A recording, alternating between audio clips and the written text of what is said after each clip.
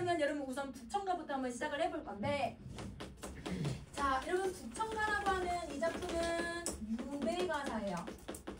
근데 이 유배가사라고 하는 이 지문은 여러분 다른 작품들과 너무 특색이 너무 달라. 그래서 어떤 특징을 가지고 있는지 선생님 간단하게 좀 설명을 해볼게. 자, 원래 유배가사들은 어떤 내용이 있어야 되냐면 두 가지 내용 중에 하나는 있어야 돼. 자, 여러분 내가 유배를 갔잖아. 그럼 유배를 가면 여러분 사실 삶이 여러분 윤택해야 아니면 힘들어요? 너무 힘들죠. 그래서 여러분 안조환의 만원사, 여러분 지금 재작년 그 4년 전에도 여러분 기출에 나왔던 만원사라고 하는 지문에서는 여러분 얘가 여러분 옷을 한 벌밖에 안 가져간 거야. 섬에 들어갔거든요, 유배를. 근데 여러분 이 옷에서 여러분 한 벌을 갖고 갔으니까 맨날 이걸 365일 입고 있는 거예요. 그러면 겨울은 어떻게 버티겠죠? 근데 여름은 이 냄새, 이러면 매일같이 땀 냄새가 배어가지고 이 냄새가 너무 고통스럽다. 그리고 집주인이 밥을 해주면 돌이 반이고 밥이 반이야.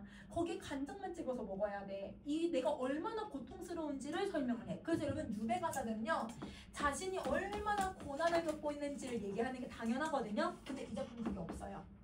자기가 어떤 고난을 겪었는지 얘기를 안 해. 자, 그 다음 두 번째, 유배를 가면 여러분 보는 게 자연밖에 없잖아. 그럼 난 자연에서 자연을 음미하면서 살아야겠다. 자연을 수양하면서 살아야겠다. 그러면 이 자연 속에서 자기를 갈고 닦으면서 살아가겠다라고 얘기하는 게 일반적인 유배가사들인데 없어요. 이 작품에는 그게 없어요. 그러면 어떤 모습을 드러내냐면 똑같은 자연이긴 자연인데 이 자연 속에서 자기를 수양하고 이런 것들이 아니라 자연에서 기생들과 놀아요. 그러면 유배를 갔는데, 그래서 그걸 풍류라고 하거든. 얘들아, 풍류, 내가 막 흥청망청 노는 것을. 그래서 이 작품은 유배를 갔음에도 불구하고 풍류를 즐긴 되게 특이한 작품 중에 하나야. 그래서 어떻게 풍류를 즐기는지 여러분이 찾아줘야 되고, 아무래도 그래도 사람인지라 여러분 내가 풍류를 즐긴 만큼 약간 죄책감이 들 수 있잖아. 내가 유배 왔는데 내가 이렇게 놀아도 되나? 이런 생각. 여러분이 고3인데 이렇게 놀아도 되나? 이렇게 늦잠 자도 되나? 약간 이런 마음 갖는 것처럼. 그래서 여러분 풍류를 즐기는 거예요. 그러면 여러분 여기서는 이게 들어갈 거니까 요 내용들을 찾는 연습을 한번 해볼 거예요. 자, 그러면 우선은 여러분 이 지문 첫 번째 조금 길어 얘들아. 그러면 이 지문들 한번 쭉 해석을 해보자. 본관과 초면이라 서로 인사를 다 한 후에 본관이 하는 말이, 그럼 이런 본관이 누구냐면 이 사람이 유배를 갔잖아요. 그 유배가 지역이 북간 지역이거든. 그 북간 지역의 수령이야. 수령, 제일 높은 사람, 사또. 그러면 이 본관 사또가 나에게 하는 말이야. 그러면 이제부터 뭐가 나와야 돼? 대화체가 나와야 되거든요. 근데 옛날 말에는 따옴표가 없으니까 여러분이 따옴표 표시해 주셔야 돼요. 김규리, 이번 유배 죄 없는 줄 알지만 북한 수령이 내가 아는 바고 온 백성들이 다 울었으니 조금도 슬퍼하지 말아라. 나랑 함께 놀아봅시다. 악봉기생 다 불러라. 오늘부터 한번 놀아보자. 여러분 이게 본관사또가 얘기한 거. 그러면 자, 여러분 본관사또가 여러분 누구한테 얘기하냐면 김교리한테 얘기하잖아요. 그럼 여러분 저기 김교리가 누굴까요? 작가야. 작가 이름이 김진영이거든. 그래서 여러분 이 김교리는 여러분 화자. 그러면 화자는 여러분 뭐 없이 왔대더라? 죄 없이 유배를 왔대. 그러니까 북한 사또가 잘해주는 거야. 이 본관 사또가 너 죄가 없네. 죄 없이 유배 왔으니까 내가 잘해줄게. 이렇게 얘기를 하는 거죠. 자, 그리고 이 사람은 죄가 없다는 거 이미 알고 있죠. 근데 이 사람이 죄가 없다는데 온 백성이 다 울어줘요? 이러면 이 사람이 죄가 없이 유배를 온 걸 온 백성이 다 울어줄까 얘들아? 이건 아니잖아. 이런 무슨 편법을 써야 돼? 과장을 해준 거야. 맞아. 그래서 과장법을 사용해서 여러분 이 사람이 죄가 없다는 걸 보여주고 있는 거예요. 자, 그러면 여러분 자 2번부터 5번까지가 여러분 본관사또가 말하는 방식인데, 그러면 여기서 말하는 방식은 대화체를 쓴 거잖아요. 그리고 본관사또가 말한 걸 여러분 어떻게 인용했어 얘들아? 이런 걸 직접 인용이라고 하지. 큰 따옴표를 썼으니까. 그래서 여러분 직접 인용을 했는데요. 이걸 왜 인용했는지 그 의도를 생각할 수 있어야 돼. 자, 여러분 의도는 한 두 가지로 쓸 거야. 의도는 두 가지야. 자, 여러분 첫 번째. 여러분 내가 죄 없다라고 하는 걸 내 입으로 얘기하는 거랑 타인의 입으로 얘기하는 거랑 누가 더 객관적으로 제시해 줄 수 있어요? 타인의 입으로 얘기하는 게 더 객관적이죠. 자기가 죄가 없다라는 걸 강조하려고 이렇게 인용을 한 거야. 그래서 자신이 죄가 없다는 것을 강조해주는 지금 방식을 쓴 거다. 자, 그 다음에 여러분 수령이 유배를 왔는데 놀러 가자고 했잖아요. 기생들 부르라고 하고 있고, 그치? 그러면 여기 맨 처음은 거절해. 근데 나중에 뒤에 가서 진짜 놀러 가거든? 그럼 여러분 약간 나중에 여러분 내가 걸리면 뭐라고 얘기할 거야? 본관이 불러서 간 거예요. 뭐 할 수 있어요? 죄를 넘길 수 있잖아요. 책임 전가를 할 수 있잖아요. 이 사람의 말을 가지고 오면. 그러면 차후에 불미스런 일이 발생할 때 본관에게 책임을 전가하려고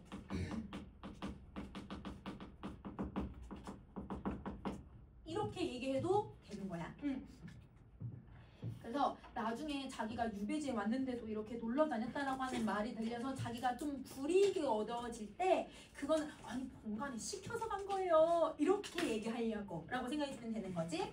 자, 그 다음에 6번 갈게요. 그러나 이내 몸은 이러면 유배를 온 사람이라 꽃자리, 좋은 자리에 손님 대접에다가 기생들이랑 같이 풍류를 즐기는 게 그게 무엇이냐? 그럼 무엇이라는 건 정말 몰라서 물어보는 거야? 그걸 할 수가 없다잖아요. 그럼 질문인데 답정해줬으니까 서리를 쓰죠.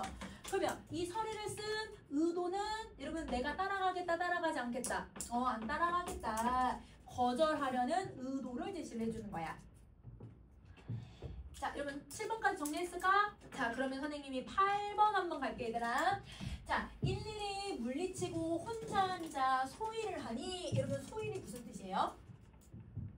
한가롭게 시간을 때우다 라는 뜻이야. 그러면 한가롭게 내가 시간을 때우니 경내의 선비들이 소문 듣고 배우기를 청하며 하나가 오고 두셋이 오고 그리고 60명이 돼버렸구나. 그러니까 자기한테 배우려고 60명에 있는 선배들이 다 모인 거야. 자, 책 끼고 와서 배움을 청하고 글재를 내어서 골라달라고 부탁을 하더라. 여러분 옛날 과거 시험은 어떻게 시험 봤어 얘들아? 무슨 형 시험이야? 논술형 시험이죠. 그러니까 그 논술에 주제가 있거든요. 그러면 여러분 그 주제를 좀 톡찍게 강의를 해달라는 거야. 그러니까 이곳에 문간이 온 게 거의 없으니까 이 사람은 과거급제 해봤잖아. 그러니까 그런 톡찍게 강의 좀 해줘라. 이러고 사람들이 온 거죠. 북한의 수령들이 관장, 무장들만 보다가 그러니까 여러분 자 북한 지역이 어디냐면 여기 우리나라가 있어 얘들아. 그럼 우리나라 있으면 여기가 북한 지역이야. 그러면 여러분 어느 지역 국경 지역이란 말이에요. 그러면 여기 있는 사또들은 대부분 어떤 사람들이 가냐면 무관들이 무신들이 가거든. 그러니까 여기에 있는 여러분 관직에 있는 사람들은 다 누구만 봤는데 무장들만 보다가 자기가 유배를 가니까 문간의 명성을 듣고 한사코 사람들이 달려오더래. 그러면 이 문간의 명성은 누굴 얘기하는 거야? 자기 얘기하는 거야. 김진영 자기를 얘기하는 거야. 자, 내 일을 생각을 하면 내 일을 생각하는 게 뭔데? 내가 지금 어떤 처지야 얘들아? 유배 와 있는 처지를 생각하면 그럼 자신이 유배 생활을 하고 있는 거잖아요. 유배 생활을 하고 있는 걸 생각하면 남 가르칠 공부는 없다. 그러니까 남을 가르칠 만한 그럴 여력은 없어. 이거는 여러분 정말 못 가르친다는 뜻일까? 겸손한 표현인 거지. 아무리 사양을 해도 벗어날 길이 전혀 없어서 밤낮으로 끼고 앉아 글로 세월을 보내버렸다. 그러니까 여러분 사람들 끼고 앉아서 다 가르쳐줬다라는 거예요. 그러면 그래도 여러분 이 사람은 이렇게 여기 유배를 와서 사람들 가르치면서 소일거리를 할 수 있었던 거네. 그러면 8번부터 여러분 선생님 지금 16번까지 읽었거든. 그러면 여기에서 이 사람이 어떤 생활을 했는지 2개 찾을 수 있을 것 같아. 자, 우선 여러분 이 김진영이라고 하는 사람은 학식이 어떤 사람일까요? 매우 높은 사람이었겠죠. 그쵸? 그래서 여러분 학식이 매우 높았다. 이걸 우리가 이제 간접적으로 알 수가 있는 거고. 자, 그 다음에 2번째. 여러분 유배생활 힘들었다 아니면 쉬었다? 쉬워. 왜냐면 여러분 사람들이랑 자기 좋아하는 글 읽으면서 보냈으니까. 그래서 여러분 유배생활은 여러분 한가하고 편안했다라는 것을 알게 해줘요. 유배생활이 한가롭고 편안하고 사람한테 대접받고 이러면서 살았다는 거지.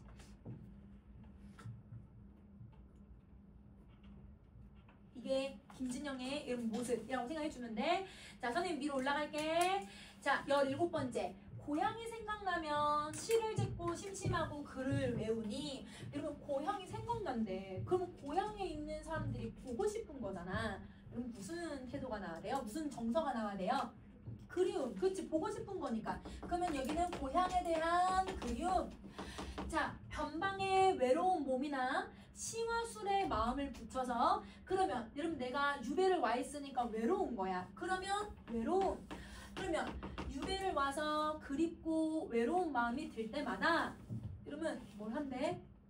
시를 읽고 술을 마신대. 그러면 여러분 이 시와 술이 무슨 역할을 해주는 걸까요? 이 외로움과 그리움을 해소해주죠. 맞아요. 그러면 술은 선생님이 두 가지 기능을 갖고 있다고 했어요. 여러분 술은 무슨 기능을 갖고 있지 얘들아?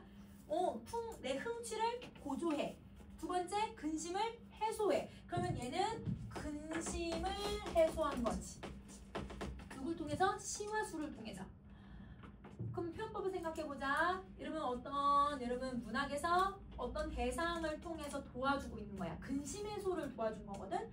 도와주는 애를 우리 뭐라고 불러요? 매개체라고 하죠. 그쵸? 그래서 여러분 이 시와 술은 여러분 내가 해소할 수 있게끔 도와주는 매개체의 역할을 하고 있다. 이렇게 정리해주면 돼. 그래서 문 밖으로는 안 나가고 편히 나를 보냈다. 자, 여기까지 정리했지? 그러면 얼마나 얘들아 편안하게 생활했는지를 보여줘. 가을바람에 놀라서 깨니 변방산에 서리가 왔네. 어느 순간 여러분 가을바람이 확 느껴지고 서리가 왔다라는 거야. 여러분 계절적 시어 딱 들어가죠? 여러분 계절적 시어 뭐뭐 들어갔어요? 우선 가을바람 들어갔고 설이 들어갔고 그치? 그래서 여러분 가을이라는 거 바로 알 수 있어? 자, 이 가을에 21번 갈게요. 남쪽 하늘 바라보면 기러기가 처랑하고 북방을 굽어보니 오랑캐 땅이로다. 자, 여러분 요거 무슨 편법이에요? 대구. 그치? 왜냐면 남쪽 하늘 북방 바라보고 또 굽어보는 것도 바라보는 거. 그러면 기러기가 오랑캐가 처랑하고 땅이로다 비슷하니까 이거 대구. 자, 그러면 해석을 해보자. 아까 화자는 어디에 있다고 얘들아? 이 북관 지역에 있다고 했잖아. 여기서 바라보는 남쪽이 여기거든요. 그러면 이 남쪽에 뭐가 있을까요? 앞에 내용이랑 연결해 볼 거예요. 화자는 무슨 감정을 느꼈어? 고향에 대한 그리움. 그럼 남쪽 하늘이 어디야? 고향을 보는 거야. 맞아. 그러면 화자는 고향을 바라보면 고향 사람들이 생각이 나. 가족들 생각이 나. 가족들과 얘들아 떨어져서 지내. 근데 이 사람이 유배 온 게 죄가 있었대 없었대? 죄 없이 어디가 왔다잖아. 자기 신세가 어떨까? 처량하죠. 그러면 자기 신세가 처량한데 누가 처량하다고 표현한 거야? 기러기가. 그러면 내 감정을 얘한테 어떻게 해놓은 거예요? 이입시켜 놓은 거죠. 그래서 얘는 감정이입이 돼야 되는 거야. 자, 이 상황 자체가 내가 처량해야 되는데 근데 여러분 기러기가 처량하다고 했으니까 감정이입. 근데 여러분 다른 말로 뭐라고 해도 될까? 내 감정을 객관상감을 투영시켰다고 해도 되지. 그래서 객관상감을 다음에 쓸 거야. 그래서 여러분 얘는 투영시켰다고 해도 되고요. 그러면 이렇게 투영된 대상, 감정이입, 물이 기러기잖아요. 그럼 이 기러기가 객관적 상담물. 줄여가지고 객상이라고 쓸게. 자, 그 다음 다시 할게. 그러면 북쪽을 봤더니 북쪽은 여러분 오랑캐 땅이라는 거야. 그만큼 국경이 맞닿아 있다는 거지. 그리고 개가죽 상하이는 상놈이 다 입었고 이러면 이 북쪽은 가을에 첫눈이 내린대요. 그러니까 가을에 너무 추워지니까 사람들이 뭘 입기 시작을 하는 거예요? 개가죽의 옷을 입기 시작을 하는 거예요. 그리고 조밥과 피밥과 기장밥은 주민들의 양식이래. 여기는 여러분 곡식을 구하기가 어려우니까 이게 주된 양식. 그러면 22번부터 24번까지는 화자가 유배지에서 바라보는 모습들인 거지. 그러면 얘는 유배지에서의 대해서 묘사를 했냐면 지리적 조건. 그러니까 아래는 고향이 보이고 위에는 오랑캐들이 보이고. 그래서 여러분 지리적 조건. 그 다음에 두 번째는 여러분 어떤 모습이 들어가냐면 생활상. 먹고 입는 거. 백성들의 생활상을 제시해주죠. 그러면 화자는 여러분 자기가 유배지에 와서 보고 들은 것들을 이렇게 기록을 하고 있다고 생각해주면 되는 거야. 자, 선생님 위로 올라갈게. 자, 공간의 이 큰 은혜와 주인의 정성으로 신랄 같은 인의 목숨 한 달 반을 보존을 했네. 그러면 여러분 자기가 유배를 와 있으니까 사실은 언제 죽을지도 모르는 위태로운 상황이잖아요. 그걸 뭐 같다고 표현한 거야? 신랄 같대. 그치? 그러면 이거는 지유. 자, 그러면 여기서 이러면 한 달 반이라는 표현은 우리가 한 달 반 하면 대부분 한 달하고도 반을 얘기하잖아. 근데 옛날에는 한 달의 반이거든? 한 달의 반이 무슨 뜻이야? 보름. 그치? 이러면 한 12주, 이러면 한 15일 정도를 얘기하죠. 그래서 얘가 보름. 그러면 이 북한에 와 있는지 얼마가 된 거야? 내 북한 지역에 15일 정도 됐다라고 생각해주면 돼. 보름이 된 거야. 자, 여러분 26번까지 내용 이해됐어요? 자, 그러면 26번까지가 여러분 수능 특강에 들어가 있는 부분. 이게 수특에 수록된 부분이야. 선생님은 여러분 지금 수능도 하고 있으니까 여러분 우리 안행 부분도 더 추가로 설명하고 있지? 자, 여러분 여기 아랫부분은 수특에 안 들어간 부분, 중간 부분이야. 중간 부분. 뒤에 다시 또 수특에 들어가는 부분 또 나와요. 또 그 부분 봅시다. 그러면 수능 공부하는 친구들은 미수록된 전체 줄거리들도 다시 공부해줘야 되는 거고, 내신 공부하는 친구들은 기록해놨다가 내신 때 이 부분만 더 공부하면 되는 거지. 그치? 자, 그럼 다시 가자. 천만뜻방 명록이가 집안 소식 갖고 왔네. 그러면 여러분 명록이라고 하는 사람이 집에 소식을 갖고 온 거예요. 그럼 명록이는 누굴까요? 집에 하인. 그래서 이러면 명록이는 집에 하인. 하인 이름이야. 하인 이름. 자, 이 하인이 집안 소식을 가지고 왔는데 당연히 놀랍고 너무 반가워서 내가 미친놈이 돼버렸구나. 그래서 자기를 뭐에다 비유를 해? 미친놈에 비유를 하는 거야. 왜? 지금 너무 좋아서 발광을 하고 있거든요. 그래서 이거는 비유법이라고 보시면 돼요. 자, 저력에 있던 사람이 고향에 돌아온 듯하네. 이건 뭐뭐 한 듯하네. 이거 무슨 변법이야? 지두지. 그러면 무슨 비유를 쓴 거냐면 저력이라고 하는 공간은 여러분 얘가 국경지역, 변경지역을 얘기를 해요. 그러면 저기 변경지역에 있던 사람이 꼭 고향에 돌아온 것처럼 그 정도로 명록이가 뭐다? 반갑다. 그렇지. 이 비유법은 반갑다라고 하는 모습을 표현하기 위해서 쓴 비유법이라고 생각하면 돼. 그래서 여러분 어디 멀리 얘들아 나갔다가 오랜만에 고향에 온 사람처럼 느껴지더라. 이렇게 생각하는 거지. 자, 여러분 30번 가세요. 나도 이럴 망정 고향이 있었던가. 그러면 나도 이런 고향이 있을 수 있을까? 그러니까 나도 고향에 가고 싶다는 거야. 이렇게 고향에 가고 싶어서 고향에서 반김을 받고 싶다는 거지. 봉투를 떼어보니 정겨운 편지가 몇 장인가. 폭마다 친척이고 몇마다 고향이더라. 여러분 요거 무슨 편법 썼어요? 32번 대구죠. 그쵸? 자, 그러면 이 말은 폭마다, 종이 폭이 있잖아. 그럼 그 폭마다 다 친척된 소식. 몇마다는 여러분 쪽수마다라는 뜻이거든. 그러면 쪽수마다 다 무슨 소식? 고향 소식. 그러면 여러분 이 대구법을 통해서 다 소식이 몇 장이 나왔다는 거야. 정말 많은 소식이 왔다는 거지. 그래서 많은 소식을 명록이가 가지고 왔다라는 걸 보여주는 거예요.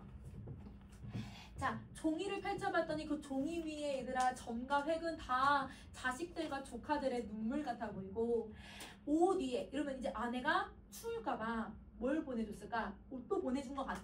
그 옷에 있는 얼룩은 아내의 눈물 자국이더라. 그러면 이러면 요것도 혹시 무슨 편법인지 알 수 있을까? 얘들아 33, 34? 대구예요. 왜냐면 문장은 똑같거든요. 여러분 지금 뭐뭐는 자식 조카 아내의 눈물이다. 똑같지? 그래서 여기 대구야.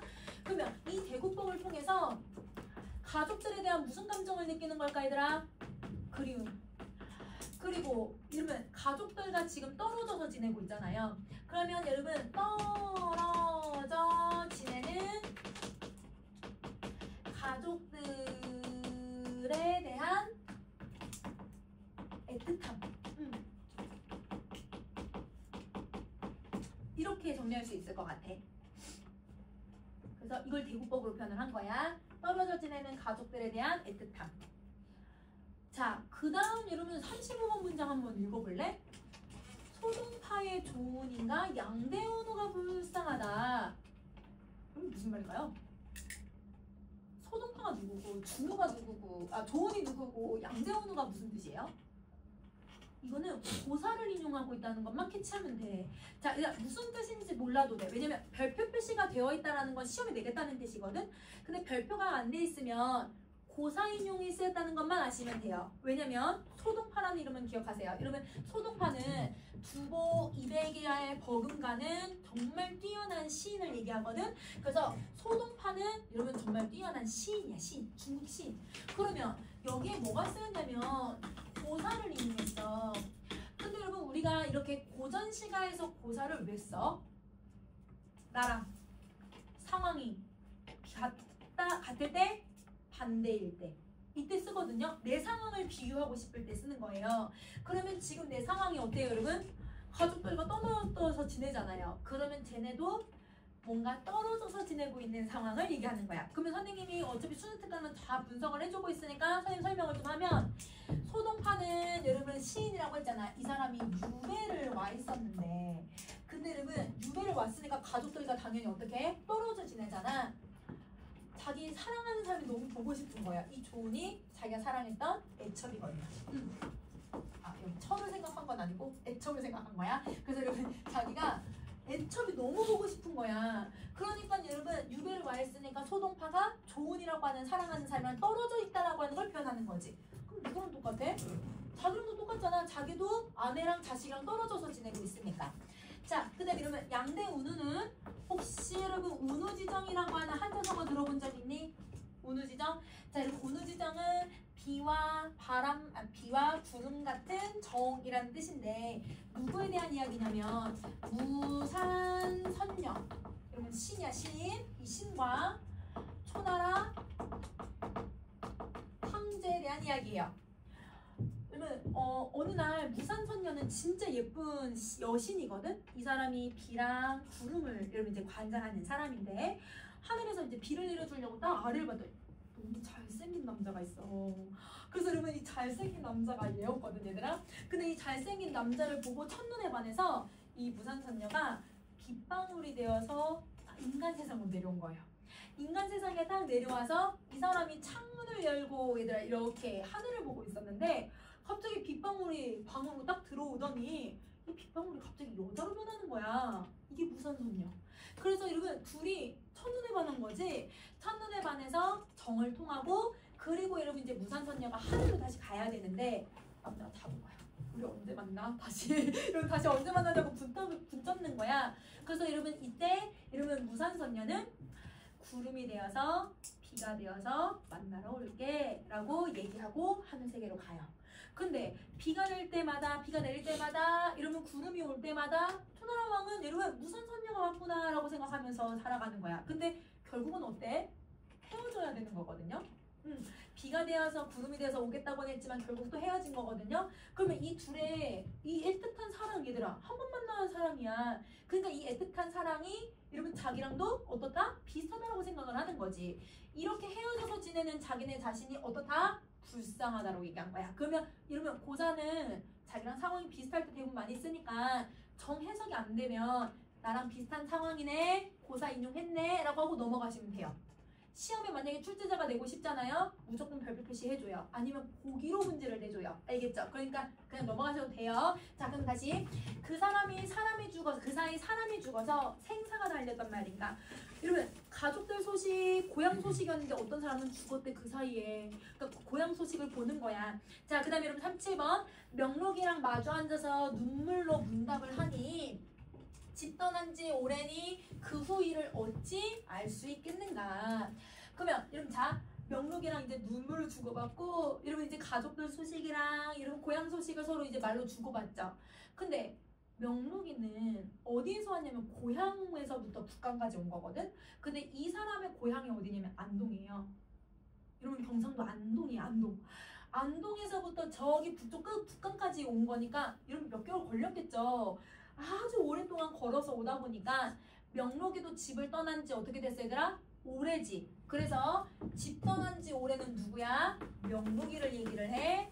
명록이도 여러분 집 떠난 지 오래니 그 이후의 일들을 어찌 알 수 있겠는가? 그러면 그 이후에 고향 소식을 들을 수 있다 없다? 없어. 그러면 여러분 화자는 이때 고향의 소식을 알 수 없다라고 하는 아쉬움 느끼겠죠. 물론 편지를 받았지만 그건 몇 개월 전 편지잖아. 자, 여러분 39번 갈게. 산 첩첩 물 겹겨 멀고 먼 길 너 어찌 돌아가며. 여러분 지금 여기 너를 썼어요. 너가 몇 인칭이에요? 2인칭이거든. 2인칭이면 누구 설정해야 돼? 청도 설정해야 돼. 그러면 여기 뭐가 써야 돼? 말을 건네야 되네. 왜냐면 지금 명록이랑 말을 주고받고 있다고 얘기했었으니까 명록아 너 산첩첩 물 겪겨 멀고 먼 길을 너 어찌 돌아서 갈 거며. 그러면 여러분 이제 돌아갈 길을 뭐 해주는 거야? 걱정해 주는 거지. 덤덤이 쌓인 우리의 회포를 어떻게 다 풀어낼 수 있을까? 명록아 말 들어라. 무사히 돌아가서 우리 집 사람들어 내 안사람한테 잘 살아있다라고 전하여라. 그리고 제명이 가벼우니 내 사면이 좀 빠를 것만 같구나. 이게 말하는 거.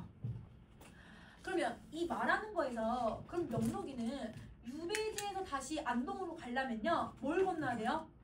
산과 강을 물을 건너야 돼. 그럼 이 산과 물은 고향과 유배지 사이에 놓인 뭐라고 보면 될까 얘들아? 장애물이야. 맞아. 여러분 그래서 얘는 여러분 지금 장애물이 쓰이고 있다라고 생각하면 되죠. 장애물이에요. 장애물. 자, 그럼 여기까지 정리해놨으면 여러분 선생님 위로 올라갈게요. 44번. 어느덧 추석날에 집집마다 성묘를 하니 우리 집 사람들도 성묘를 하는구나. 여러분 여기서 우리 집은 우리 가족들 얘기하는 게 아니라 자기 유배에 와 있는 거처지. 유배지에 있는 거처지. 요거야. 유배지에 있는 거처지. 자, 봉간사또가 하는 말이 여러분 또 봉간사또 또 나타나요. 그 선생님 여기 어떻게 내가 습관적으로 여러분 그 따옴표를 내가 눌러가지고 여긴 따옴표가 하나 있어 얘들아. 자 여러분 여기 봉간사또가 말해 이곳의 칠보산은 함경도 명승지라서 금강산과 같이 치니 이러면 자 오타는 조심히 얘들아 그 조용히 고쳐주시면 돼요. 자 여러분 금강산과 같이 치니 칠보산에 한번 가서 우리 산수비랑을 가면 어떻겠니? 이렇게 얘기를 해. 그러면 이게 봉간사또가 말하는 방식. 그럼 자 이러면 선생님이 지금 여러분 46번부터 48번까지 봉간사또가 말한 부분을 읽었는데요. 그러면 여러분 이게 예전 모의고사에서 여러분 사설 모의고사에서 이 부분이 시험에 나왔었거든요. 그래서 봉간의 말하기 방식을 물어보는 문제가 나왔었어. 그래서 여러분 그걸 한번 정리해 볼 거야. 자 이러면 봉간사또가 어떻게 말한 거야 얘들아? 칠보산하고 금강산을 같이 쳐준대. 그러면 같이 친다라는 건 여러분 서로 비슷하다라는 뜻이잖아요. 뭘 한 거예요? 비교했어요. 맞아요. 그러면 여러분 이 말하는 방식은 비교를 통해 자 여러분 우리 이제 금강산이라고 하는 공간을 한번 생각해 볼 수 있어야 되는데 옛날 사대부들은 금강산을 그렇게 가고 싶어 했대. 왜냐면 쉽게 갈 수도 없고 그리고 금강산은 여러분 너무 아름답다라는데 여러분 진짜 가기 너무 힘들거든요. 그래서 제주도에서도 여러분 제주도 얘들 조선시대 때 제주도 도민들이 얘들 굶어 죽을 때 여러분 이 사람들을 여러분 자기 사비를 통해서 이렇게 구용했던 여러분 한 명 여자 있죠. 김만덕. 그래서 여러분 김만덕이 그 소식이 얘들아 정조한테 들린 거야. 그 정조가 서울까지 불렀어. 김만덕을 얘들아 배 타고 해서 서울까지 갔어요. 김만덕한테 너 정말 나라에서 하지 못한 일을 네가 해냈구나. 너 혹시 소원이 뭐니? 라고 물어봐. 그래서 김만덕이 뭐라고 할게? 금강산 구경시켜주세요. 왜냐면 대부분 금강산은 사대부 남성들만 볼 수 있는 곳이었거든요. 그래서 정조가 보내줘요. 금강산 구경시켜줘 얘들아. 그러고 다시 제주도에 오거든. 그 정도로 여러분 당시의 사대부들이나 남성 사대부들은 금강산에 가는 게 소원. 근데 금강산을 못 갔는데 얘들아 금강산이랑 버금가는 칠보산이 여기 있다고? 그러면 사람이 당연히 어때?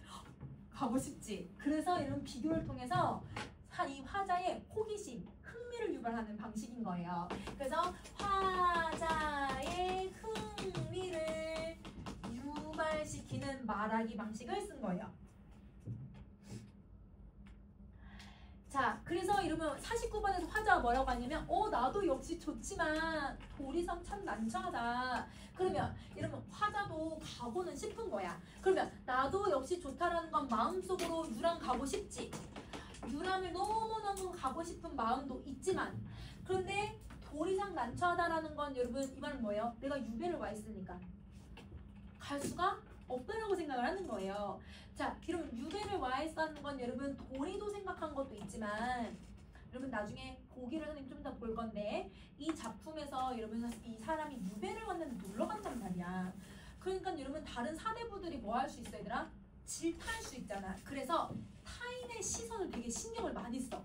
그래서 여러분 타인의 시선이나 어떤 도리상의 이유와 내가 가고 싶다라고 하는 이 마음이 서로 두 개가 내재하는 거예요. 여러분 뭐가 나타나야 돼요?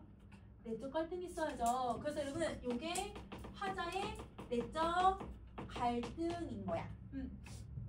그래서 먼 곳에 쫓겨온 몸이 명승지에서 노는 건 분수에 맞지 않고 남보기에도 참 괴상하고 마음에는 좋지만 보고는 싶지만 안 가기로 작정을 했대요. 그럼 이러면 결국 뭘 선택한 거? 거절을 선택한 거야. 여러분 52번은 거절이 아니라 거절.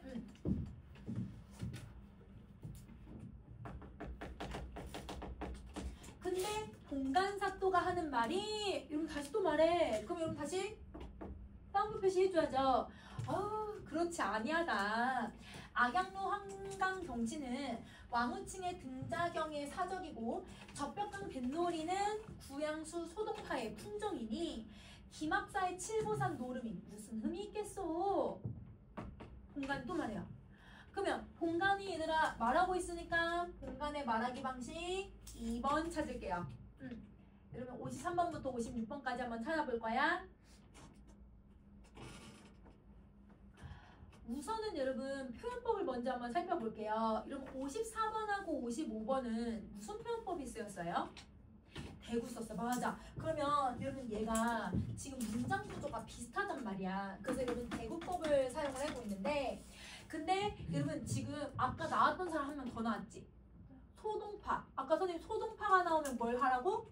고사인용. 그럼 여기 다 또 뭐 한 거예요? 고사를 인용하고 있는 거예요. 그러면 대구법도 쓰고 고사를 인용해주고 있는데 그러면 내용을 한번 정리해보자. 악양루 적벽강 뱃놀이 여기 보면 여러분 누가 무슨 뜻이야? 누각이지? 여러분 강자는 뭐예요? 강강자를 쓴 거죠. 그러면 누각과 강의 경치 자연을 노는 거죠. 자연에서. 그 다음에 적벽강에서 뱃놀이를 한대요. 이것도 자연을 즐기는 거죠. 그러면 얘는 자연을 유람하는 행위를 얘기하고 있는 것들이네. 자, 그리고 왕우칭, 등자경, 소동파, 구양수 누군지는 모르겠지만 모두 사람 이름인 건 알겠니? 고사 인용했으니까. 그러면 여러분 이 사람들은 여러분 화자랑 어때야 돼요? 상황이 비슷해야 되거든요. 그러면 기막사가 누굴까 얘들아? 화자지. 화자의 칠보산 노름이 흠이 있다 없다? 없다. 그러면 칠보산 노름이라는 건 자연 유람이잖아. 그러면 화자가 자연 유람하는 게 흠이 없대. 그러면 여러분 이 사람들은 그럼 여러분 누구를 빗대고 있는 걸까요? 여러분 고사는 똑같은 걸 찾아야 돼. 누구를 빗대야 돼? 화자를 빗대는 거지. 그치? 화자처럼 그러면 이 사람들이 뭐 했던 사람일까 얘들아? 유배를 간 사람이야. 그치? 그러면 유배지에서 여러분 뭘 즐긴 사람들일까요? 유람을 즐긴 사람들이에요. 맞아요. 그러면 여러분 이렇게 고사가 나왔다는 것만 빨리 캐치하시고 그러면 이 고사가 만약에 별표 표시가 없어도 수능에 이렇게 문제를 낼 수 있는 건 여러분 나랑 똑같은 내용들이 앞뒤에 나오거든? 그거 찾아주면 되는 거야. 그러니까 여러분 이 사람들도 이렇게 유명한 사람들도 여러분 지금 유배를 와서 놀고 있는데 너는 죄 없이 왔는데 무슨 흠이 있겠니? 이렇게 얘기를 한 거예요. 그러면 여러분 지금 말하기 방식은 고사를 인용해 버렸죠? 그러면 고사 인용을 통해 자, 이 사람이 계속 나 어떻게 가? 나 도리상 못 가겠어. 계속 이러고 있었거든? 죄책감을 덜어주는 거야.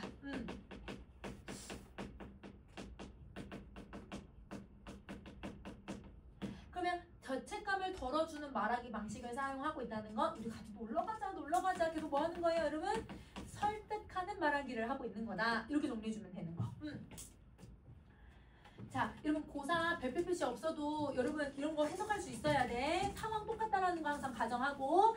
자, 그러면 여러분 사실 57번 그 말을 반겨 듣고 기쁘게 일어나서 나귀의 술을 싣고 칠보산에 들어가니 얘들아 이때다 싶어서 놀러 가는 거예요.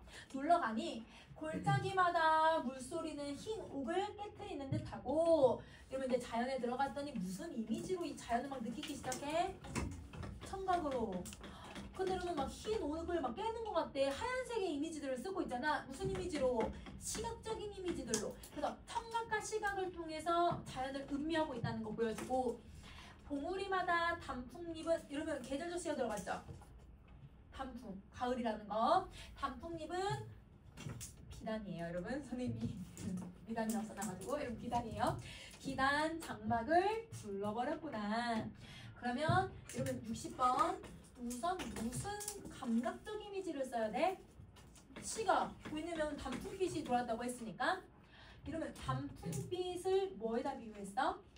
비단 장막에 비유를 했어요. 왜냐면 비단이 나 반짝반짝 예쁘니까 이러면 단풍빛 예쁘잖아. 그래서 그거를 비유해. 어떤 비유야?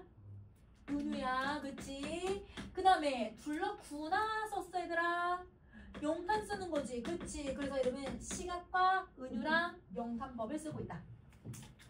그래서 아름다운 자연을 무슨 태도로? 예찬. 그렇지. 감탄이라고 해도 되지? 예찬, 감탄을 해주고 있다. 이렇게 정리해주면 돼. 자, 이러면 61번 갈게요. 자, 이러면 61번은 이거는 내가 오타를 낸 건 아니고 여러분 그 한글에서 남, 여라고 이응을 쓰면 그런 여러분 얘가 여라고 나와. 자동, 그냥 두음법칙이 자동 인식이 돼버리거든. 그래서 여러분 얘가 원래가 여야요. 이건 내가 오타가 낸 게 아니라 이거는 여러분 원래가 이렇게 되는 거야. 자, 남여가 뭐냐면 남자들이 타고 다니는 가마를 얘기해요. 그러니까 자기네가 여러분 이 사람은 유배지간 죄인이더라 뭐 타고 다니는 거야? 가마 타고 다녀. 이게 말이 안 돼. 이 사람은 지금 너무 편안하게 지금 유배 생활을 하고 있는 거야.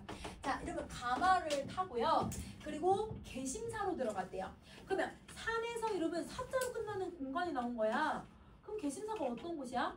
절. 그치? 그 여러분 사자가 들어가면 이거는 절. 절에 들어가니 먼 산에는 구름이 끼고 가까운 봉우리에는 무령이네. 그러면 자, 먼 산에 구름이 꼈다는 건 저 멀리 있는 모습은 여러분 약간 희뿌연 것 같아. 구름이 좀 껴있어. 원경. 그 다음에 가까운 봉우리는 여러분 가까이 있는 애들은 물형이라는 건 여러분 형태가 뚜렷하다라는 뜻이야. 그럼 형태가 뚜렷한 거니까 얘는 근경. 그렇지. 60명 선비들이 앞에 서고 뒤에 선이에요. 미안해요. 이러면 선이에요. 선이. 자, 60명의 선비들이 앞서고 뒤서서 이러면 그 마을에 있는 그 선비들 그냥 다 왔나 봐. 그래서 이러면 다 같이 놀러 간 거야. 풍경도 좋지만 광경이 너무 좋다. 그럼 이러면 풍정이라는 단어도 앞에 또 나왔었거든? 여러분 그러면 풍정이 지금 2번이 나왔는데 풍정이 뭐냐면 풍경을 보고 느끼는 감정 라는 뜻이야. 그래서 여러분 얘는 풍경을 통해 느끼는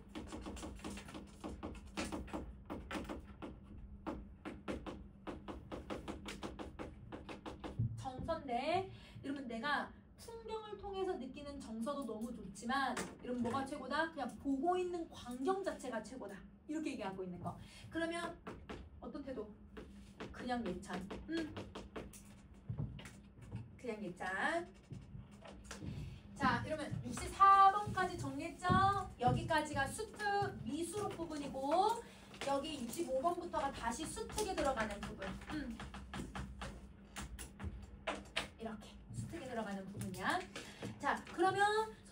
그러면 위로 올려서 한번 같이 한번 볼게. 자, 이 몸이 이른 곳이, 그럼 여러분 지금 화자가 와 있는 곳이 어디야 얘들아? 칠보산이잖아요. 그러면 이 칠보산이 뭐 같대? 신선의 동굴이래. 무슨 편법? 은유. 그치. 그래서 여러분 얘는 은유법을 쓰고 있는데, 그럼 자 봐봐. 내가 이른 곳은 칠보산이라고 하는 공간인데요. 근데 이게 사람들이 살고 있는 공간으로 설정하지 않고 신선이 사는 곳으로 설정을 해놨어. 근데 여러분 신선은 현실계에 있는 사람이 아니잖아. 그러니까 속세에서 벗어나 있다고 생각을 해. 그럼 여러분 속세에서 벗어나 있는 거를 여러분 두 글자로 뭐라고 해요? 속세에서 벗어났대. 탈속이야. 맞아. 그래서 여러분 얘를 탈속적 공간으로 설정하는 거예요. 그럼 여러분 우리 이렇게 수능 지문에서 탈속적이라는 표현 나오지? 그거는 여러분 속세에서 벗어났다. 혹은 여러분 이렇게 이상적인 공간으로 설정했다라고 생각해주면 돼. 그래서 칠보산을 탈속적 공간으로 하자는 생각을 해버리는 거야. 그 정도로 예찬하는 거지. 자, 평생의 인연으로 선계의 자취를 남겨서 바람에 붙인 듯이 이 광경을 보게 되는구나. 오늘 처음 봤거든요. 근데 평생에 뭐가 있대요? 인연이 닿아서 여기를 보게 되었대요. 앞뒤가 안 맞잖아요. 처음 온 곳인데. 그러면 여러분 이 말은 여러분 조금 이제 의역을 여러분 좀 많이 해주셔야 돼요. 이건 선생님이 설명해 줄게요. 어떤 거냐면 자기를 신선에 비유를 하는 거예요. 근데 신선이 얘들아 옥황상제가 종을 주거든? 그럼 옥황상제를 도와서 뭘 하는 거냐면 그러면 자연도 만들고 이 땅을 얘들아 다스리는 거야.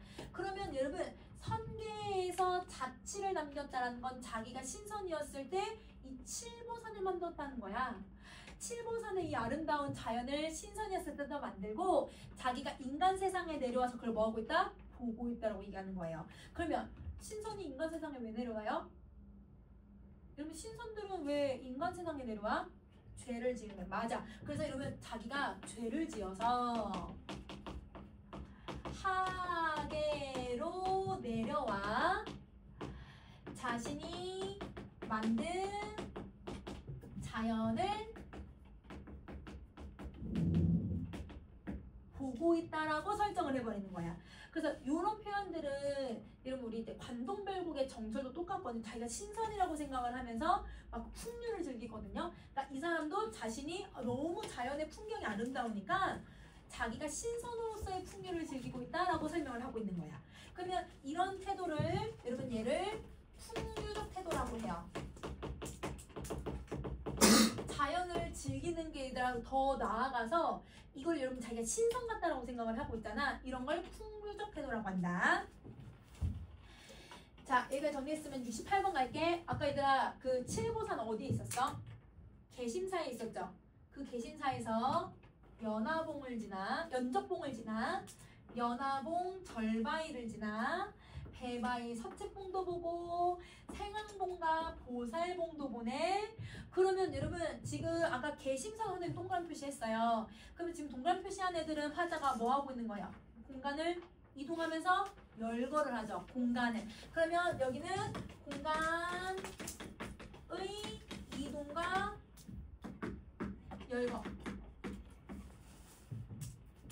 이렇게 정리해주면 돼. 자, 그럼 보자. 선연을 따라갔다고 했거든? 그러면 여러분 선연이라고 하는 게 여러분 이제 의역을 해놔가지고 오히려 더 수능가 이상해졌어. 여러분 선이 신선선자를 쓰기는 했는데 여러분 얘를 그냥 선생님 뜻풀이를 해주면 선녀의 흔적이에요. 그래서 원래 원본에는 선녀의 흔적이라고 대놓고 나오고 있거든요. 선녀의 흔적이라고 생각하고 왜 선녀라고 얘기하는지 조금 더 한번 살펴보자. 선녀의 흔적을 여러분 이 선비들이 따라가니 여러분 이 연화봉하고 절바위는 하늘에 솟아있대. 그럼 이 연화봉은 여러분 높다 낮다? 매우 높다. 근데 이 배바위 서채봉은 눈앞에 솟아있대. 얘네들은 내가 어떻게 보고 있다? 가까이서 보고 있다. 그 다음에 생항봉과 보살봉은 다시 또 신선의 동굴이래. 다시 뭐라고 있어? 다시 탈속적 공간으로 인식을 해. 예찬하려고.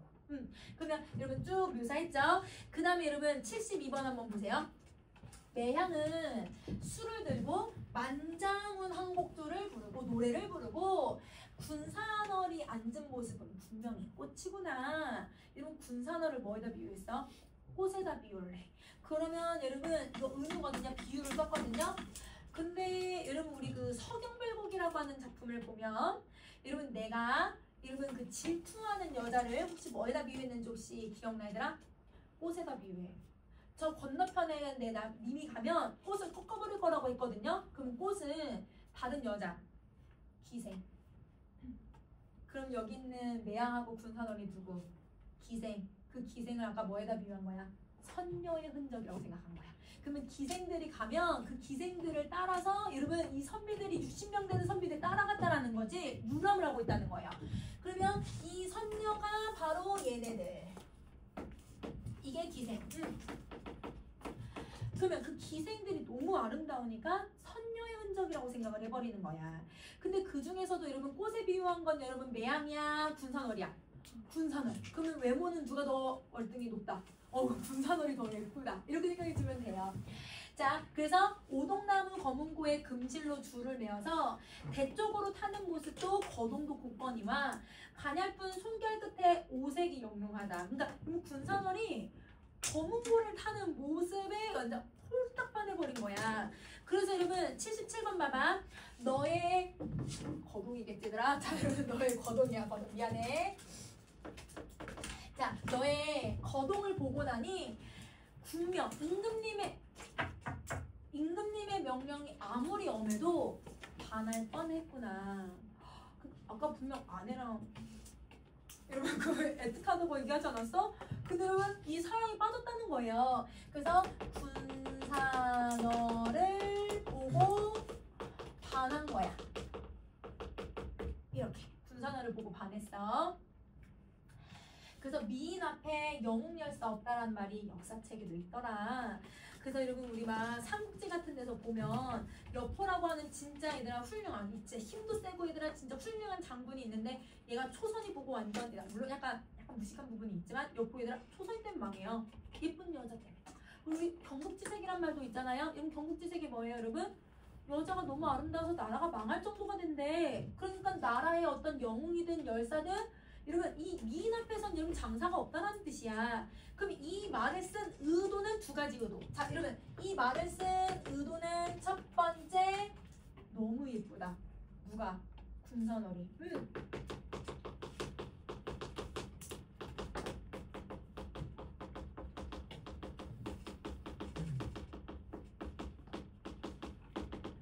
군산월의 아름다운 자태를 칭송한다. 이게 의도. 첫 번째. 자, 그 다음에 두 번째는 여러분 자기가 군산월에게 반한 게 어쩔 수 없다. 영웅열사도 저러는데 자기를 합리화.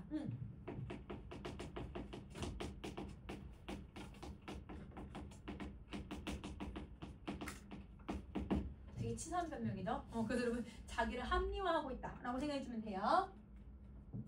자, 그래서 79번. 내 마음이 이렇게 단단하지만 너한테는 큰 소리 치겠니?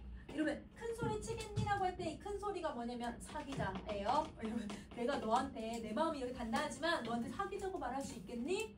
근데 말할 수 있을까 없을까? 없어. 왜냐면 유배로 와 있잖아. 그러니까 여러분 요거는 너한테 이런 말을 할 수가 없는 처지. 서리법. 자, 본 것은 큰 병이요. 안 본 것은 약일런가. 자, 여러분 내가 이미 봐버렸기 때문에 여러분 병이 생긴 거예요. 여러분 무슨 병이 생겨야 될까? 상사병이 생겨봐 하자. 그래서 여러분 자기가 이미 봐버렸기 때문에 상사병, 애정이 생겨버린 거고. 그런데 안 본 것은 약일렀을까? 라고 하는 표현은 차라리 군산월을 안 보는 게 나았을까? 이런 표현인 거야. 그러면 우선은 여러분 이 표현에서는 여러분 80번에서 표현법을 우리 3개 찾을 수 있을 것 같아. 대구랑 보다, 안 보다, 병, 약, 대조에 그 다음에 차라리 이랬을까? 서리. 그렇지. 이렇게요. 그래서 대구, 대조, 서리. 자, 그 다음에 81번 갈게요. 입천리 변경에서 단정한 몸으로 귀양살이를 잘한 건 모두 다 네 덕분이다. 그러면 이천리 변경이라고 하면 아까 국경지대니까 어디를 얘기하고 있는 걸까? 유배지를 얘기하고 있는 거지? 그러면 유배지에서 이렇게 단정한 몸으로 귀양살이를 잘한 거 다 너 덕분이야. 오늘 처음 만났는데. 여러분 오늘 처음 만났는데 내가 귀양살이 잘한 게 얘 덕분이라는 게 말이 돼 얘들아? 안 되지. 이것도 다른 의도가 있어. 그러니까 항상 어떤 의도로 이야기를 해줬는지를 생각을 해봐야 되거든. 자, 어떤 의도인지 한번 선생님이 예시를 들어볼게요. 조금 창피하지만 선생님이 여러분 이번에 우리 학원 방학을 했잖아요. 설날 연휴에 선생님이 싱가포르를 갔다 왔거든요. 그래서 놀러 갔다 왔어요. 근데 맨 처음에 원래는 일본을 가려고 예매를 다 해놨어. 그래서 10박 11일로. 그래서 일본을 내가 뚜벅이 여행으로 해서 이렇게 여러 도시 옮겨 다니면서 다니려고 기차 다 예매까지 다 해놨는데 내가 콘서트가 돼가지고 그래서 콘서트를 보려고 싱가포르를 간 거야. 그래서 싱가포르를 갔는데 근데 맨 처음에 갔는데 싱가포르가 생각보다 내 기준에는 싱가포르가 별로 재미가 없는 거예요. 막 비도 계속 오는 우기였고 비가 계속 왔고 그리고 계획하지 않았던 여행이었잖아요. 그리고 비도 많이 오고 그리고 선생님 영어 진짜 못하거든요. 근데 다 영어권이어서 그리고 또 내가 영어를 잘 모르니까 파파고랑 그 다음에 이러면 내가 이렇게 이제 그림 이제 사진 메뉴 이렇게 그림 이거 키스 이거 막 온몸을 다해서 이거라고 해도 다른 거 주문해줘 계속. 그러니까 내가 막 얘들아 먹고 싶지 않은 음식을 먹거나 아니면 그것도 이거 바꿔달라고 말도 못해가지고 얘들아 그래서 내가 아이란 말이야 선생님. 그래서 말도 못해가지고 별로 생각보다 내가 여행이 재밌지는 않았어. 그래서 여러분 근데 선생님이 원래 항상 어느 여행을 가든 어느 지역을 가든 미술관하고 절을 꼭 가거든요. 그래서 여러분 선생님이 비도 오고 하니까 미술관이나 가야겠다 해서 이러면 좀 이제 느그막히 일어났고 뭐 밥 먹고 해서 이러면 이제 내가 이제 그냥 걸어가지고 그냥 천천히 가고 있는데 이 미술관 입구 이렇게 딱 들어갔는데 누구가 이렇게 나오고 내가 들어가고 있었거든. 내가 좋아하는 가수가 이렇게 나왔어. 되게 세븐틴을 좋아하거든요. 그래서 세븐틴 DAC 미술을 엄청 좋아해요. 그래서 DAC 이렇게 연예인을 만난 거야. 그러니까 얘들아 싱가포르 여행이 재미없어도 돼. DA 때문에 다 괜찮아. 똑같은 말이거든. 얘들아 이게 내가 여행이 어떻든 상관없어. DA에서 본 것만으로도 와 사실 세븐틴 콘서트 간 거거든요. 여러분 그래서 콘서트도 간 것도 너무 좋긴 했는데 여러분 연예인 이렇게 만난 거야. 와 나 너무 말을 할까 말까 하다가 그냥 꼭 참았어. 근데 여러분 선생님 애플워치의 심박수가 170 있대더라. 나 이거 고야 와 나 너무 기분 너무 좋았거든 얘들아. 그러니까 여행이 재미없어도 돼. 봤다라는 그 기분. 너무 무슨 말인지 알겠어 얘들아? 내가 그러면 귀양 힘들어도 돼. 뭘 한 거야? 이 오늘의 풍류가 너무 재밌었다라는 뜻인 거야. 무슨 느낌인지 알겠어 얘들아? 그래서 이 의도는 정말 얘들아 이 군사들한테 얘들아 고맙다라는 의미가 아니라 여러분 이 말은 오늘 유배 생활에서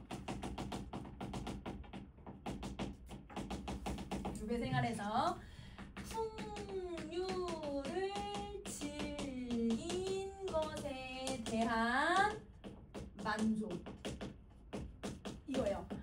여러분 유배 아무리 편해도 불편하죠. 여러분 왜냐면 가족들과 떨어져서 지내고 타지에 와서 지내고 추운 지역에 와서 지내고 먹을 거 없고 당연히 힘들지만 자기가 편안하게 그래도 생활했지만 힘든 게 있었을 거야. 근데 오늘 이 풍류가 내 마음에 너무 들었다. 이걸 얘기를 하고 있는 거. 무슨 말인지 알겠지? 자 그러면 이걸 얘들아 얘한테 이렇게까지 좋아한다고 얘기하면 되나? 이게 아니라 이런 의도라는 거 잘 기억해줘야 돼.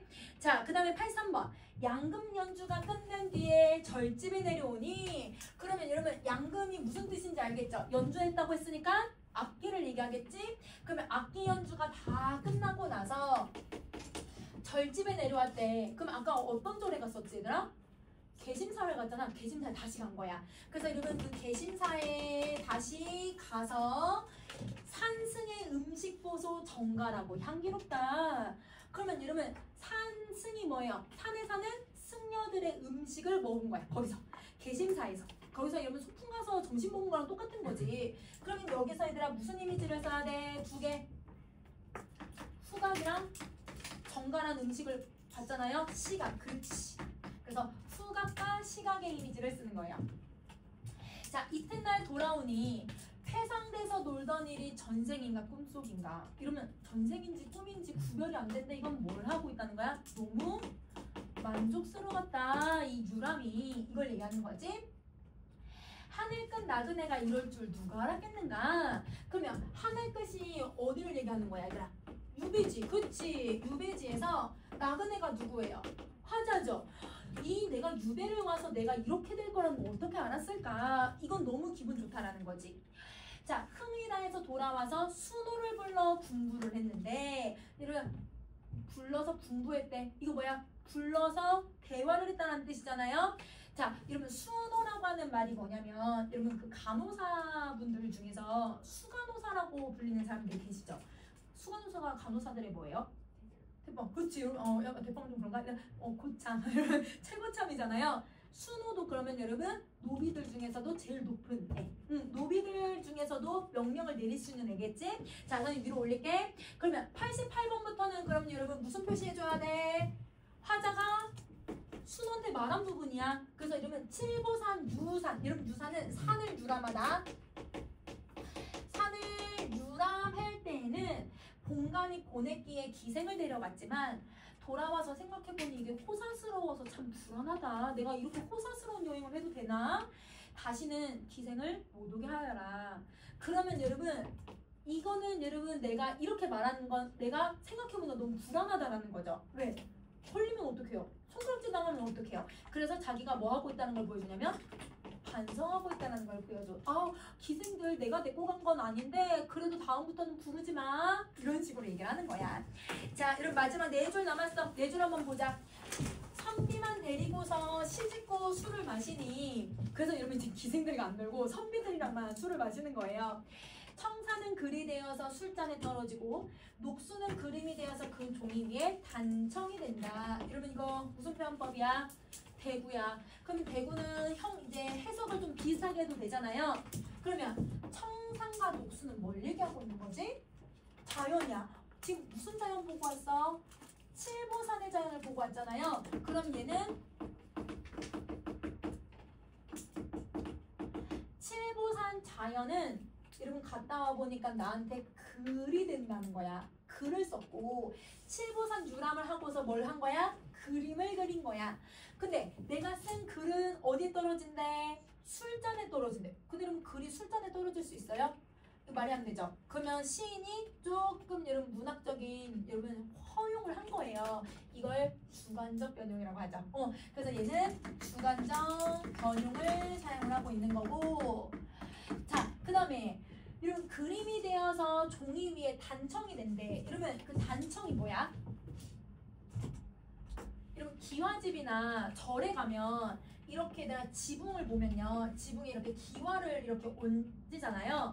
기와 얹고 여기가 이렇게 나무 통이 이렇게 생기거든. 이렇게 해서 이런 식으로 이러면 지붕이 이렇게 생기거든, 얘들아. 여기에 동그랗게 되어 있는 부분을 여기다 그림을 다 그려놔요. 그래서 이러면 절이나 이러면 기와집에 이러면 오색의 색깔을 가지고서 구름도 그리고 꽃도 그리고 이렇게 그림을 그리는데 이걸 단청이라고 해. 그러면 단청은 진짜 완전 화려하거든, 얘들아. 그러면 내가 그린 그림은 종이 위에 뭐가 된다? 화려한 그림이 돼요. 이런 의미인 거야. 그러면 자기 그림을 단청에다가 빗대어서 표현을 한 거지. 그래서 이거는 비유.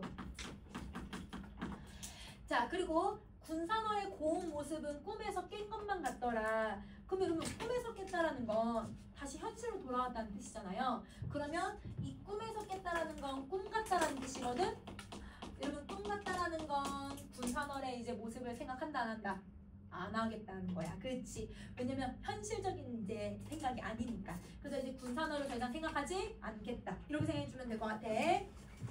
자, 여러분 선생님 내용까지는 정리 다 했어. 그러면 여러분 이 사람이 너무 유흥, 그 다음에 풍류를 즐긴 것 같지만 그 속에서도 여러분 자기의 내적 갈등이나 이런 걸 어떻게 표현하고 있는지, 자연은 어떻게 의미하고 있는지 이런 건 문제를 낼 수 있으니까 좀 기억해 주시면 될 것 같아요. 잠깐 쉬는 시간 하고 뒤에 있는 내용들 조금 한번 더 정리 한번 해보자.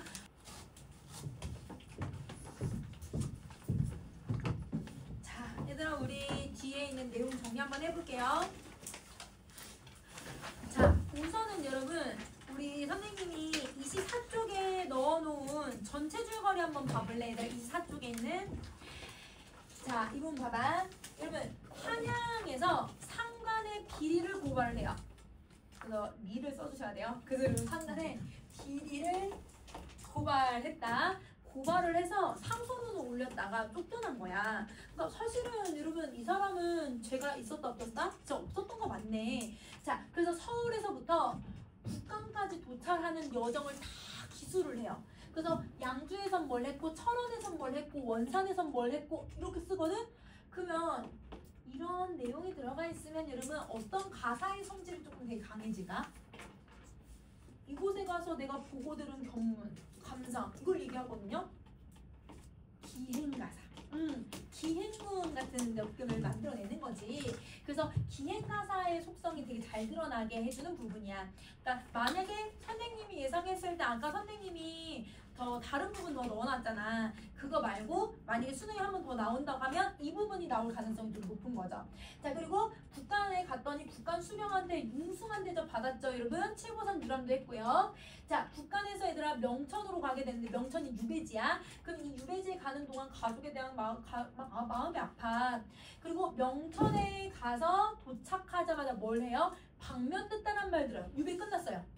그러니까 그 사람, 이 사람은 진짜 죄가 별로 없었던 사람.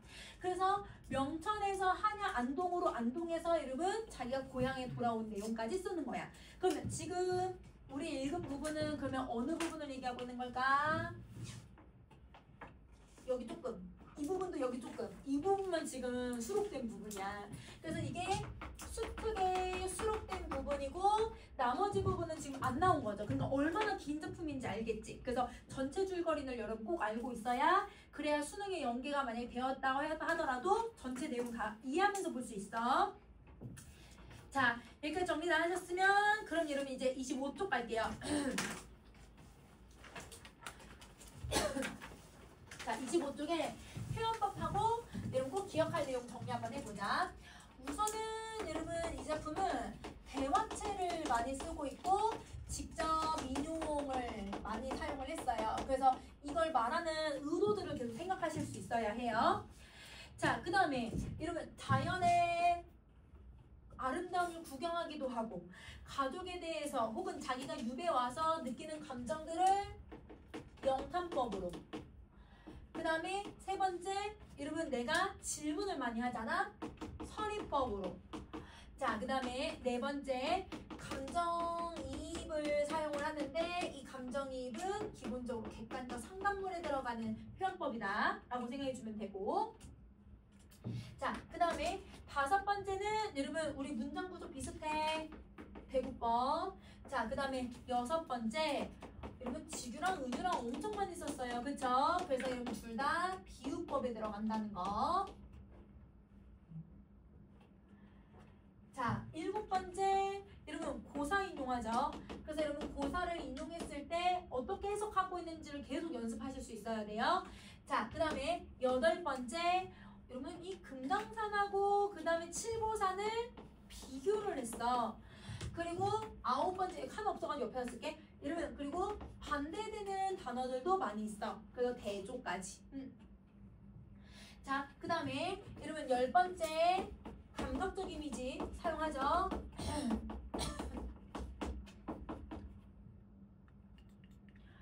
여러분 어떤 시상 전개 방식을 많이 써요? 공간의 이동을 쓸 수밖에 없죠. 여러분 지금 나와 있는 부분도 공간을 이동하는데 전체 줄거리를 보면 공간의 이동을 엄청 많이 쓸 거란 말이야. 자, 마지막 여러분 마지막 옆에다 쓸게. 안 보일 것 같아가지고 여러분 밑에만 쓰시면 돼요. 마지막 여러분 열거. 이렇게. 표현법이 많아서 각각 표현법이 어디에 각각 쓰이고 있고, 그리고 여러분 이 표현법들이 여러분 수특에 수록된 부분하고 아닌 부분들 구분해서 정리해주면 될 것 같아. 자, 그 다음에 꼭 기억할 내용은 칠보산에 가기 전, 가고 간 상태, 간 후 점수 다 달라요. 그러면 여러분 심리 변화를 어떻게 나타나고 있는지 한번 봐보자 얘들아. 자, 화자는 제일 먼저 여러분 난처했어. 왜 난처했어 얘들아? 가보고는 싶어. 칠보산에. 근데 자기가 얘들아 도리상 가면 안 될 것 같아. 그러면 자 마음속으로는 자연을 막 보고 싶고 자연을 음미하고 싶잖아요. 이건 내 욕망이거든요. 그러면 자신의 욕망과 자기가 유배를 와 있다라고 하는 현실이 이런 같지 않죠. 그래서 내적 갈등 이렇게 생기는 거고, 이것 때문에 난처했다가 이러면 막 꼬드겼어. 다른 고사도 너네 놀러 갔는데 왜 너 못 놀러 가? 이렇게 한마디에 가봤더니 너무 깊은 거지. 너무 이러면 즐겁고요. 그리고 이러면 자신의 얘들아 이 감탄을 하게 되죠. 근데 기쁘고 즐겁고 이러면 감탄의 감정이나 태도를 느끼는데 이게 두 가지 요소 때문에 나타나. 뭐하고 뭐 때문에 나타나? 자연을 봤다라고 하는 거, 칠보산을 유람하고 있다라고 하는 사실하고, 두 번째는요 분산월. 그치, 얘네 두 개 때문에 기쁘고 즐겁고 감탄을 느끼는 거야. 자, 그 다음에 집에 막상 와봤더니 좀 뭐해 얘들아? 걱정돼, 불안하다고 했잖아. 그래서 여러분 걱정도 되고 불안함도 느꼈고, 근데 아쉬움을 선생님 안 써줬지만 아쉬움도 느껴. 자, 우선은 얘들아 왜 걱정되고 불안했어? 나중에 얘들아 유람 간 사실이 들킬까봐. 그치? 추후에 얘들아 일 때문인 거지. 그래서 여러분 추후의 일을 걱정을 한 거였고요. 뭐가 아쉬웠을까? 군산어를 잊어야 된다는 거. 그치? 그래서 여러분 군산어에 대한 이 감정은 아쉬운 마음이 될 수밖에 없는 거야. 그래서 아쉽고 불안하고 걱정하고 요렇게. 그래서 심리 변화가 어떻게 되고 있는지 찾아주면 될 것 같아. 자, 이걸 정리 다 했으면 여러분 이제 어휘를 한번 볼게요. 어휘는 그렇게 막 중요한 건 많지 않았으니까 몇 개만 정리해 볼게. 자, 여러분 소일이라고 하는 단어는 여러분 하는 일 없이 세월을 보냄 이런 뜻인데요. 그래서 소일거리, 소일이라고 하는 단어가 나오면 이걸 행위를 하고 있는 사람이 여러분 바빠 아니면 한가해? 한가해. 그래서 여러분 자연에서 혹은 내가 어디서든 한가하고 여유롭다고 하는 상황을 드러낼 때 소일이라는 단어를 쓰는 거야. 자, 그 다음에 여러분 소동파라고 하는 사람을 기억하라고 했지? 이 사람이 뭐 했다는 거 중요하지 않아. 뭘 쓰고 있다? 고사인용을 하고 있다라는 것만 기억해주면 돼. 고사인용하고 있다. 자, 그 다음에 마지막, 이러면 시는 모든 작품에 그런 건 아니니까 술만 정리할게요. 이러면 술은 두 가지 기능을 갖고 있다고 했어. 근심을 해소해주기도 하고 흥취를 고조시키기도 하고. 요거죠. 그래서 얘는 단어 여러분 기억할 건 요 세 가지만 좀 기억하시면 될 것 같아요. 자, 그러면 여러분 어딜 가냐면 29쪽 가기 전에 얘들아 29쪽은 선생님이 얘들아 저번주에 했던 걸 이어서 좀 설명을 해야 돼서, 그러면 그거랑 또 연결되는 질문이거든, 이 문선유는. 그래서 1주차에 있는 여러분 그 우국가 정리 안 한 거 있죠? 그거부터 먼저 볼게요. 1주차 보세요. 1주차. 자, 1주차의 11쪽.